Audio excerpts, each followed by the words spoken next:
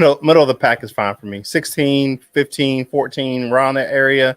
The lowest I may go is 18. That's about it. That's maybe the lowest I would go, but you have to get that natural progression. Like Ant said, you have to start getting out of that bargain basement. We know the struggles of the team last year, starting 1-6. First of all, the offense can't start that slow either. So we're going to have that on both sides of the ball, even though we know they kind of started a little fast, but they had some bumps in the road. You look at most of the turnovers that Jared Goff had was earlier in the season, but we can't have that on either side of the ball. But on the defense, we're going to have to start fast.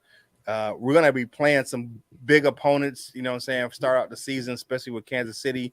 So the improvement is going to have to show straight away in the season, like right away. As soon as the kickoffs, you're going to have to show improve, because if we're not, we will get run out of Kansas City. And that's a lot of fans around the league want us to be embarrassed in that game. For sure.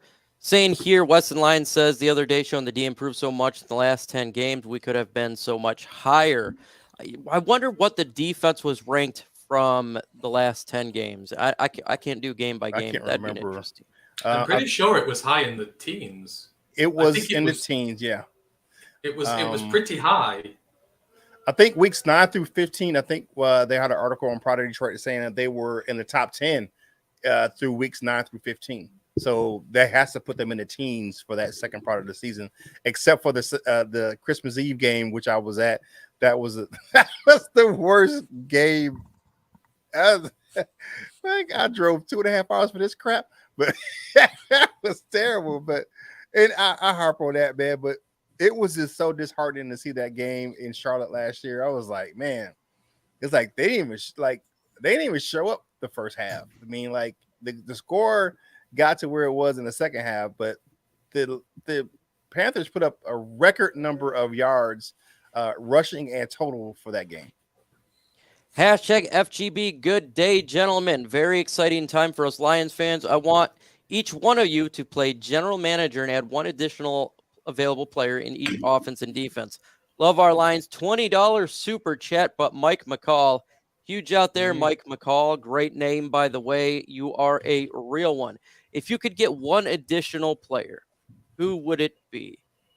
Okay, that's a good offense. Gotta be. And I know what Ben Johnson said over the, saying he's happy with the quarterback room.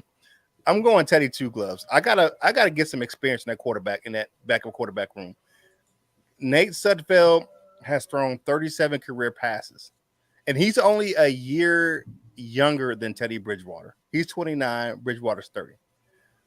I'm looking at that guy. I'm like, he doesn't have enough experience. If Goff goes down, we don't have an experienced backup, because we know Hendon Hooker is not scheduled to play this year. So I got to go backup quarterback on the offensive side of the ball. I was looking actually at a linebacker, and then we'll say, oh, we got Jack Campbell and all this. Yeah.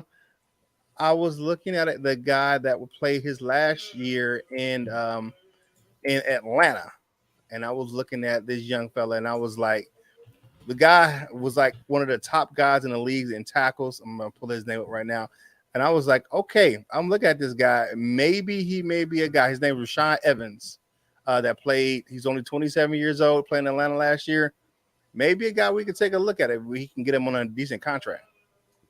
Nice. What about you, Ant-Man? I mean, for defense, I may have answered this previously, but I would take Nico Ioannidis, the DT from the Panthers. Still think we need a defensive tackle. I would like to let Broderick have a chance to, slowly work his way into and he can with Benito and Bugs around. But I would still like a bigger time guy in there to go with a lean. So it will be Ioannidis on defense. On offense, I mean, man, I rack my brains, and for me, I don't think there's a lot I would change, in defense. I like my quarterback. I like my running back. I love my running back room. I like my tight end room. I love my receivers when J-Mo's back. I mean, I guess it would just be another receiver to sort of, keep us going until J-Mo is back. But I don't know. I don't think I would. I like it the way it is, really, for me. But the defense, I'd take the DT. For me, I'd go Ndamukong Suh, defensive tackle. I know he's not going to come here right now because obviously he would want to wait till later in the season.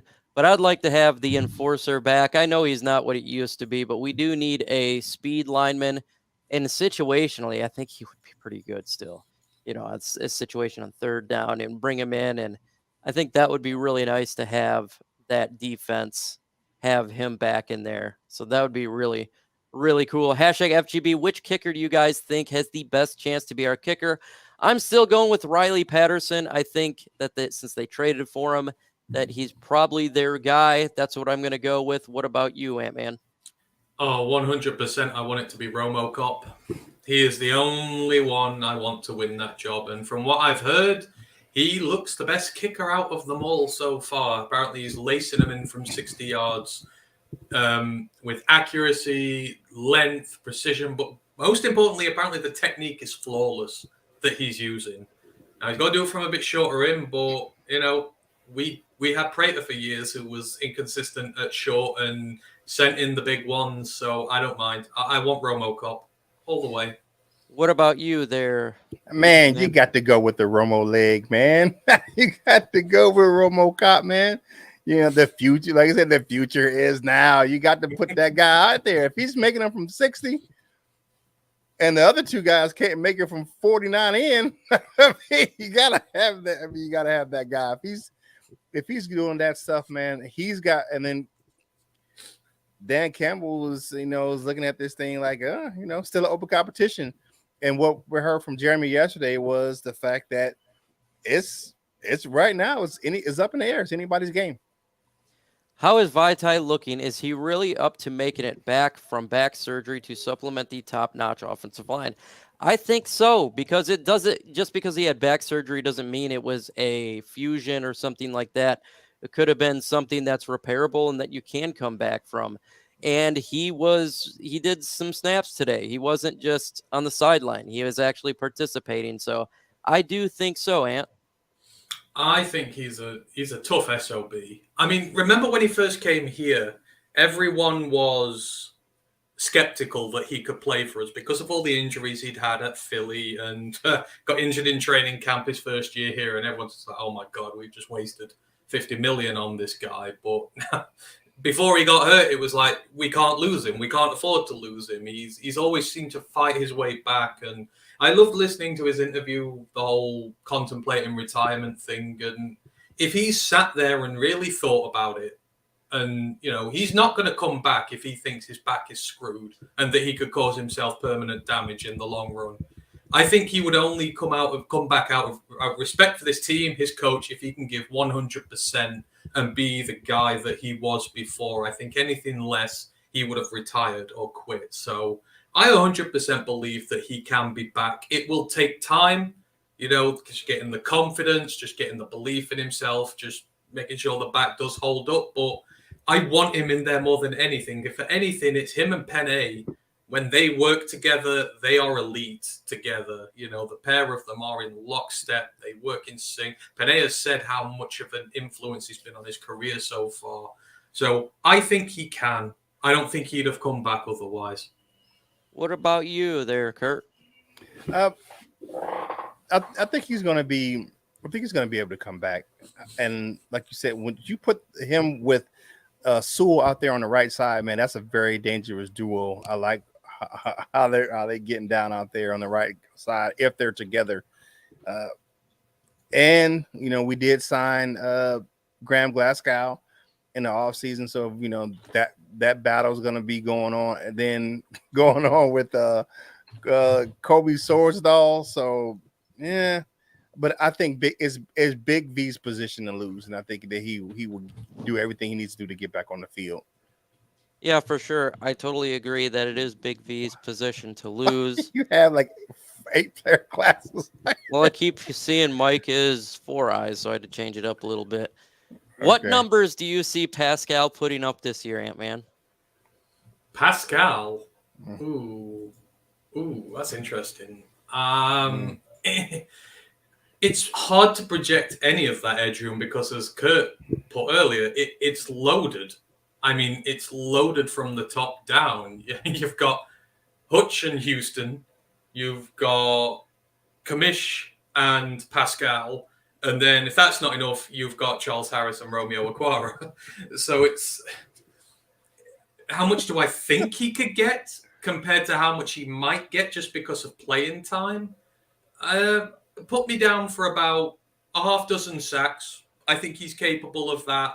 And a very good run defender. I saw good impacts from him in that asset of the game last year, but I'm not putting his stats down to him not being good. It's just, it's going to be rotational. But I reckon half a dozen sacks, he'll make some big plays. And I think by the end of the year, he'll be firmly in the rotation. And that's what we want, because then we can either let both or one of Okwara and Harris go, because they're going to be gone at the end of the year. So we do need these young guys to step up to make sure that roster's fulfilled in the future. So, but yeah, I think he will do well in rotational reps.